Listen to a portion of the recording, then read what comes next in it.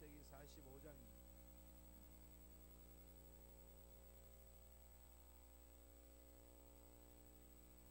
창세기 45장 1절에서 8절까지 되겠습니다. 창세기 45장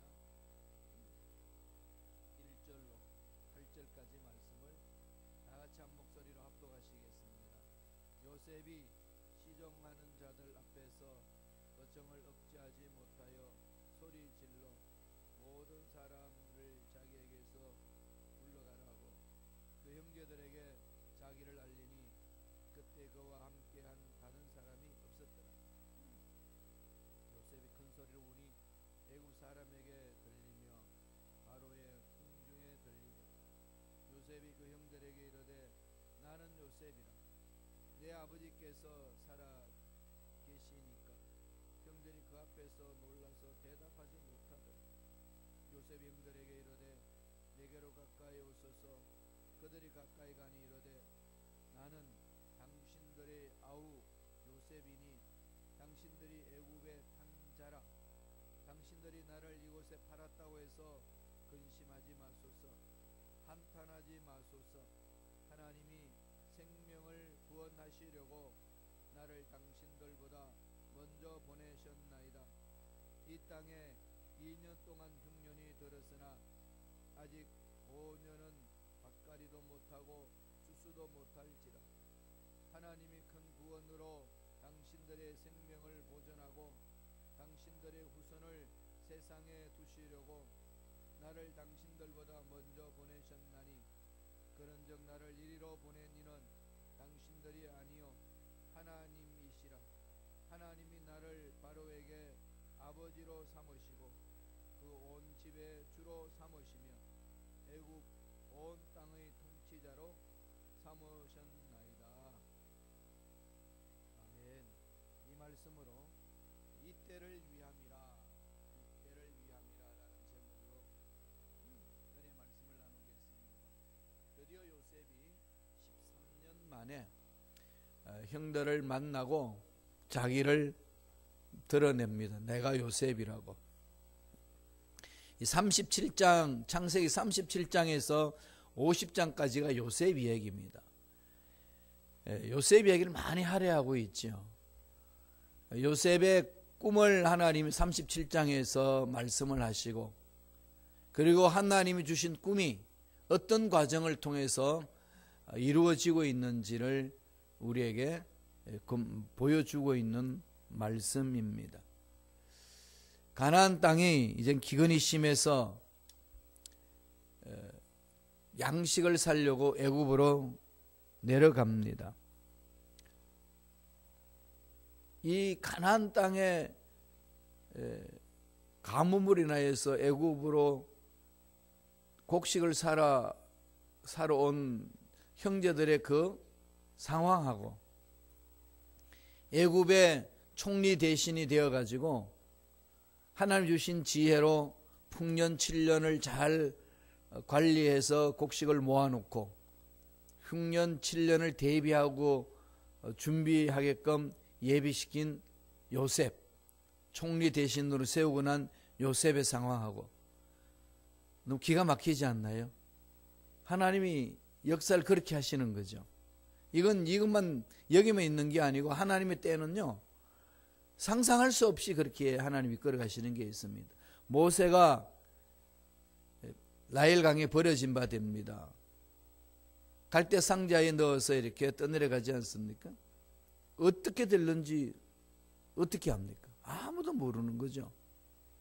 그런데 하나님이 아주 절묘하게 그 획기적인 사건을 만듭니다.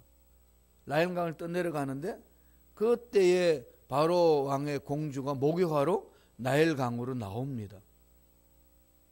조금만 늦으면 모세의 갈대상자가 지나갈 수도 있고, 목욕을 다 하고 들어갈 때 저저 떠내려와서 어디 갈 때 걸려가지고 있으면 내려오지도 못하고, 그런 절박한 상황이 될 수 있을진데 바로 왕의 공주가 목욕하러 나오는 그때하고 모세가 나일 강변의 물결을 타고 갈대 상자에서 떠내려오는 그 시기하고 딱 맞아 떨어지는 거죠.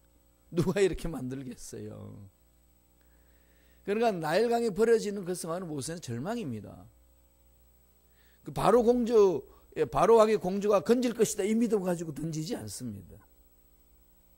모르는 거죠. 그런데 하나님을 신뢰하고 나아가는 자들은 미리 이렇게 바로 왕의 공주도 이렇게 예비시켜 놓은 거죠. 이게 하나님의 섭리라는 겁니다. 여기 우리는 하나님을 전적으로 신뢰하고 믿고 던져지는 거죠. 이게 이제 신앙생활의 가장 중요한 믿음의 장 아니겠습니까? 요셉도 그렇잖아요. 총리 대신에 꼭 왜 요때가 돼야 될까요? 그리고 꼭 가나안 땅에 가뭄이 들어가가지고 곡식을 사러 다 와야만 됩니까? 그 상황을 딱 보는 순간에 요셉은 알아봅니다. 그만큼 이제 요셉은 이 형들에 대한 각인이 된 거죠. 13년 동안에 얼마나 그냥 마음에 고통과 아픔과 괴로움이 있었겠습니까? 봤을 때 어떤 마음이었겠어요? 계속 우리가 말씀을 했습니다만. 그러고 나서 그 형들을 이제 시험하기 시작합니다. 뭐 어떻게 보면 사소한 복수하는 것 같기도 하고, 그죠? 그냥 한 방에 그냥 앉혀놔놓고 나 요셉인데 다들 기싸대기를 한 대 때리면서 왜 그랬어 그때? 뭐 이렇게 해결하는 것도 아니고 예간장 다 태우잖아요. 그러면서 이제 곡식을 줍니다. 집 가라고. 그러면서 그 가족을 다 이야기 들어보고 곡식을 주면서 너희들이 정탐꾼 아니냐? 그러니까 너 시몬을 하나 놔두라. 시몬을 잡아놔요. 볼모를 잡아놓습니다. 그래가지고 곡 주면서 집에 가가지고 말째 동생 있지? 다 아는 거죠. 완전 점장이 같아요. 그러나 형들은 이거 무디니까 뭐가 뭔지 모릅니다. 도대체 이해 못하는 거죠. 그렇게 이제 말째를 데리고 오라, 막내 동생을 데려오는 소리를 듣고 이제 갑니다. 그러니까 야곱이 그 이야기를 듣고 기겁을 하잖아요. 이놈들아, 요셉도 빼앗아 가고 나서 이 베냐민까지 빼앗으러 가려고 그러냐. 형들을 신뢰를 못 합니다. 그래서 요셉, 거기에 이제 유다가 일어서서 그러죠. 아버지, 시몬이 잡혀 있습니다. 구하려면은 가야 됩니다. 베냐민을 꼭 가야 됩니다. 안 된다는 거죠.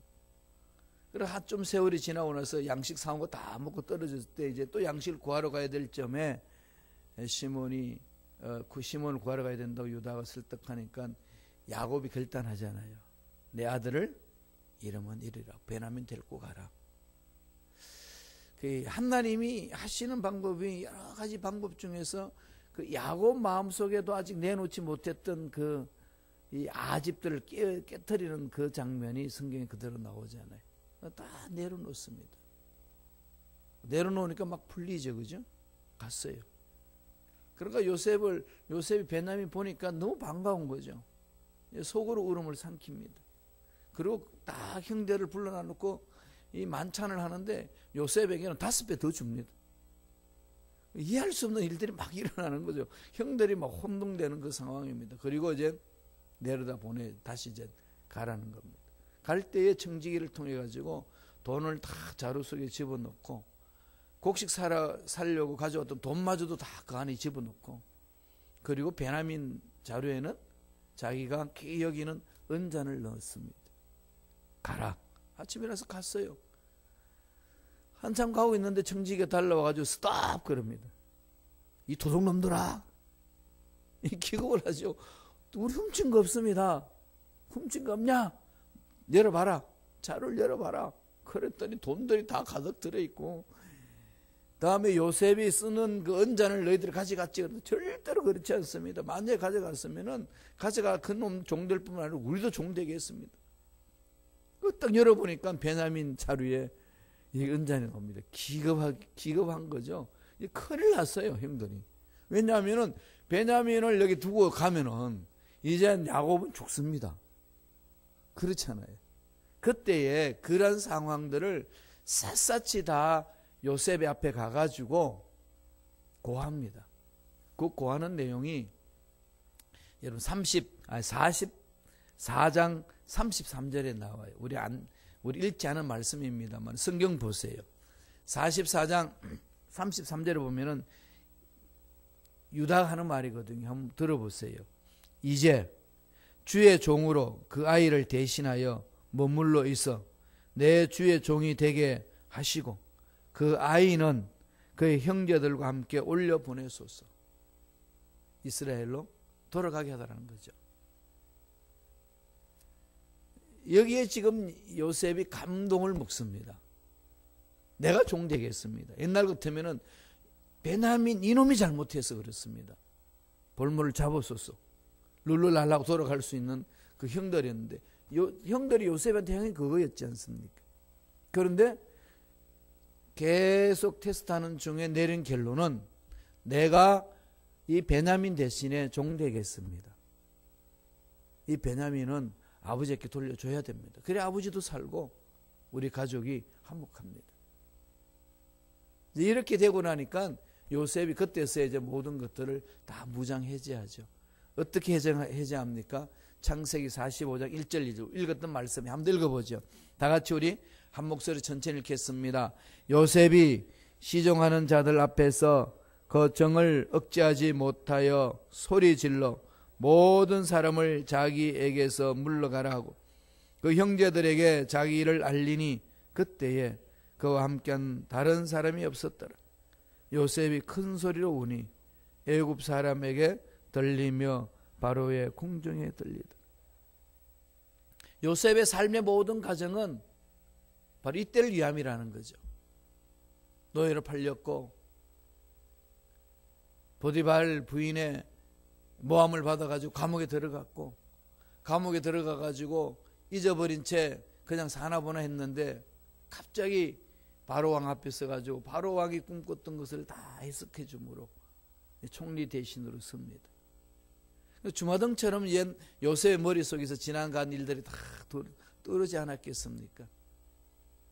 정말로 억울함, 정말로 아팠던 것, 정말로 괴로웠던 것. 이 모든 것들이 주마등처럼 지나가면서 그리고 그 형이 유다가 대표로 나와가지고 외칩니다. 내가 책임지겠습니다. 이건 여태껏 요셉이 형들로부터 들어보지 못한 소리입니다. 내가 책임지겠습니다. 베냐민의 문제, 잘못이 없습니다. 이건 우리들의 모두의 문제니까 베냐민을 홀로 볼모로 잡지 말고 내가 볼모가 될 테니까 돌려보내 주소서. 여기 그냥 요셉이 그냥 통곡을 하는 거 아니겠습니까? 이 통곡을 통해서 오늘 하나님이 주시는 메시지가 뭡니까? 어떤 때입니까? 이렇게 총리 대신 된 것은 바로 이때를 위함이라.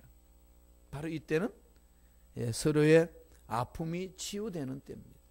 아픔이 치유되는 때. 지나간 모든 과거의 일들은 다 이젠 이 아픔의 치유를 위해서 지나왔던 거고 회복시켜 주시는 거죠. 저와 여러분의 삶에 있어서 여러 가지 어려운 일들 많고 정말로 과거에 아픈 기억들 있지 않습니까? 그 모든 과정 속에서 예수님을 믿는 저와 여러분의 삶을 하나님 내팽개치지 않는 거죠. 어떻게 하실까요? 모든 것이 합력하여 선을 이루어 주시는 겁니다. 형제들이 서로 화목하잖아요. 요셉이 그렇게 이제 몸소 체험합니다.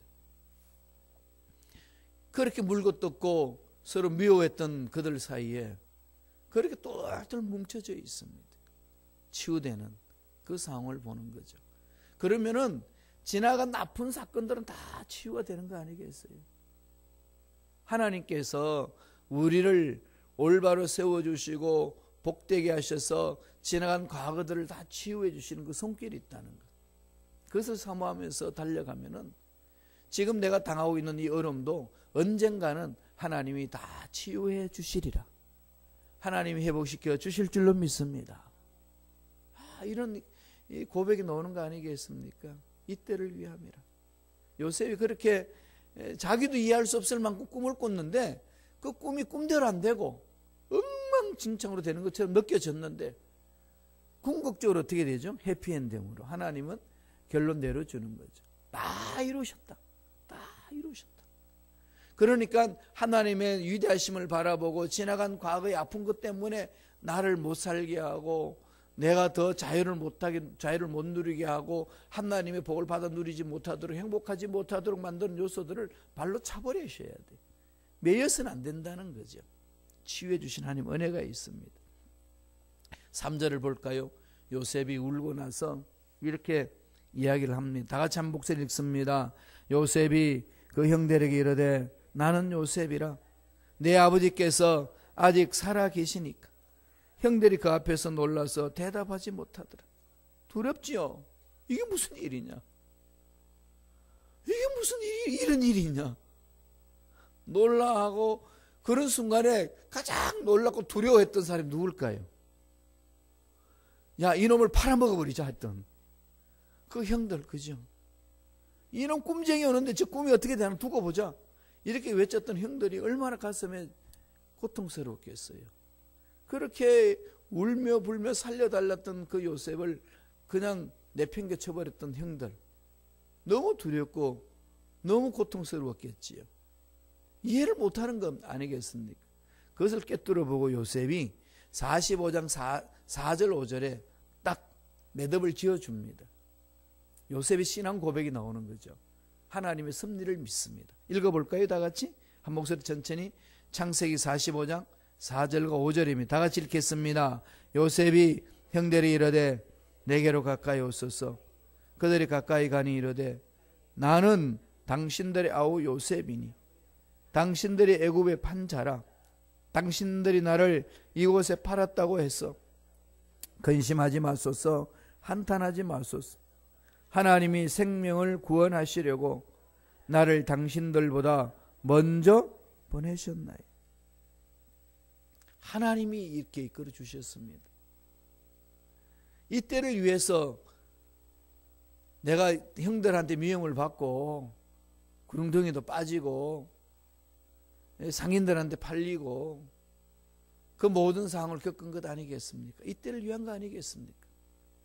그럼 팔았다고 지난날에 그 잘못된 그것 때문에 내 인생 망쳤다고 그러지 마세요. 내가 너를 이렇게 괴롭혔구나 그런 말씀하지 마세요. 하나님이 우리 모두를 살리기 위해서 여기 이끌어 주신 겁니다. 근데 요셉이 이런 부분들이 깨끗이 치유되는 그 모습을 오늘 말씀을 통해서 보여줍니다. 긍휼히 여기는 거죠. 치유되니까 형들을 다 포용하잖아요. 그리고 또 하나님이 이끌어 주셨다고 재해석을 해서 위로하지 않습니까? 그러므로 저와 여러분들 하나님 사랑을 체험하면은요, 체험한 자들의 자세는요, 서로 긍휼히 여겨줘야 돼요. 서로 긍휼히 여겨주는 거. 이런 사람도 있고 저런 사람도 있고 다 이 긍휼히 여겨주는 그런 마음을 갖는 거죠. 마태복음 5장 7절에 보면은 주님 이런 말씀을 하셨습니다. 긍휼히 여기자는 복이 있나니 그들이 긍휼히 여김을 받을 것이며. 예. 긍휼히 여기자는 복이 있나니 그들이 긍휼히 여김을 받을 것이며. 하나님의 사랑을 체험한 사람은 서로 긍휼히 여겨주는 겁니다. 서로 정죄하는 게 아니라 서로 긍휼히 여겨주는 거. 하나님 그런 마음을 달라고. 참 그게 우리 힘으로는 어렵습니다.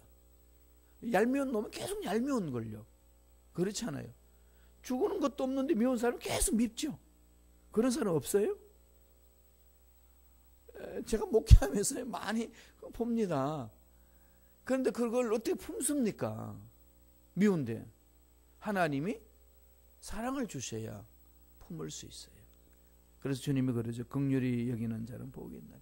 하나님으로부터 긍휼히 여겼다. 내가 하나님으로부터 용서를 받았다 알면은 긍휼히 여길 수 있는 거죠. 아버지 마음입니다. 하나님 이런 자들을 찾고 있는 거죠. 그러면서 요셉이 두 번째로 형들에게 선포하는 내용 중에 하나님이 다 이 때를 따라서 은혜를 주신 겁니다라고 고백한 내용이 있습니다. 7절 8절이에요. 창세기 45장 7절 8절 다 같이 우리 한 목소리 천천히 읽겠습니다. 하나님이 큰 구원으로 당신들의 생명을 보존하고 당신들의 후손을 세상에 두시려고 나를 당신들보다 먼저 보내셨나니 그런즉 나를 이리로 보낸 이는 당신들이 아니요 하나님이시라. 하나님이 나를 바로에게 아버지로 삼으시고 그 온 집의 주로 삼으시고 애굽 온 땅의 통치자로 삼으셨나이다. 뭐가 깨달아지죠? 예. 하나님의 섭리가 깨달아지는 때죠. 이런 모든 일련의 과정을 통해서 이런 때가 온다는 거예요. 저와 여러분들 도저히 이해할 수 없는 상황 속에서도 어느 순간에 풀어지고 그러면서 내 앞길이 열려지는 모습을 볼 때에 그때의 과거에 아팠던 사건들이 하나님의 섭리 안에 있었구나. 두 번째 주는 우리에게 메시지는 하나님의 섭리가 깨달아지는 때. 그런 때를 체험하셔야 돼요. 그럼 해석이 돼요. 그러면 과거의 사건이 풀리지 않는 사건들이 막 풀어지는 거죠. 이 칼빈이라는 장로교의 창시자였던 칼빈이라는 사람이요, 예정론을 이야기를 했는데, 칼빈이 말하는 예정론은요, 이게 그냥 지금 내가 이 마이크 앞에 말하고 있는 것도 다 예정됐고, 이 컵에 들어서 지금 물을 마시는 것도, 기역자로 들어서 물을 마실 것도 예정됐고, 이렇게 말하는 예정론이 아니에요. 마실까 안 마실 것 같다가 마실 듯 하면서 내려놓는 것도 예정됐다. 이렇게 말하는 예정론이 아니고, 칼빈이 말하는 예정론은요, 살아보고 뒤를 돌아보니까 역시 하나님이 이렇게 이끌어 주셨구나. 하나님이 그렇게 예정하셨구나. 지난 날을 돌아보면서 이 예정을 말하는 것이었지, 앞으로 될 일에 대해서 이것도 예정됐고 저것도 예정됐고 우리를 기계로 만들어 놓은 그런 모습이 아니에요. 예정론을 잘못 이해하게 되게 되면은요, 너무 극한적으로 몰고 갑니다. 그렇게 말하는 게 아니에요. 그래서 연세가 들면 들수록요, 예정론을 더 신봉합니다. 지난날 돌아보니까 하나님이 그렇게 예정해 주셔서 여기 오셨구나. 젊은 사람도 어떻게 하죠? 순간순간 의지 결단해야 되지. 예? 숟가락을 드는 것도 예정됐고 도망가는 것도 예정됐고 이런 정원이 아닙니다. 그건 우리 자유의지를 주셔서 결단하게 하시고 믿음으로 밀고 나가게 하시는 거죠. 돌아보니까 하나님이 이끄시는 손길이구나. 때가 되면은요, 하나님의 섭리가 깨달아지는 때가 있습니다. 그게 이제 하나님이 베풀어 주신 은혜라는 거죠. 그래서 늘 우리들은 하나님의 그 마음에 내 마음을 집중하면서 나아가는 거죠. 그래서 아버지 마음을 찾는 게 중요합니다. 기도하는 것도 하나님의 뜻을 구하는 거지 않습니까? 기도와 간구로 그랬을 때 기도라는 것은 프로슈케, 아버지의 뜻을 구하는 것. 간구는 대시스로 내 필요를 체험받는 것. 이게 조화를 이룬 것이 기도라고 이야기를 합니다. 예수님도 늘 그렇게 말씀하셨어요. 늘 하나님 뜻을 구하는 것. 저와 여러분들이 늘 나를 향하신 하나님 뜻이 뭡니까? 이 상황 속에서 내가 해야 될 일은 무엇입니까? 자꾸 어렵다, 힘들다, 고통스럽다 여기에 집중하지 마시고, 하나님 내가 던져진 이 상황 속에서 제가 해야 될 일은 무엇입니까? 하나님이 나를 향하신 뜻이 무엇입니까? 이걸 자꾸 물어보는 거죠. 내 마음을 하나님께 자꾸 마음에 맞춰야 하나님이 행하시는 그것을 깨달을 수가 있고 그 하나님의 섭리를 이해할 수가 있습니다. 주님도 지상에 계시면서 말씀하셨죠. 기도하는 내용에 요한복음 17장 21절 22절에 다 한번 읽어볼까요? 한 목소리 천천히 읽겠습니다.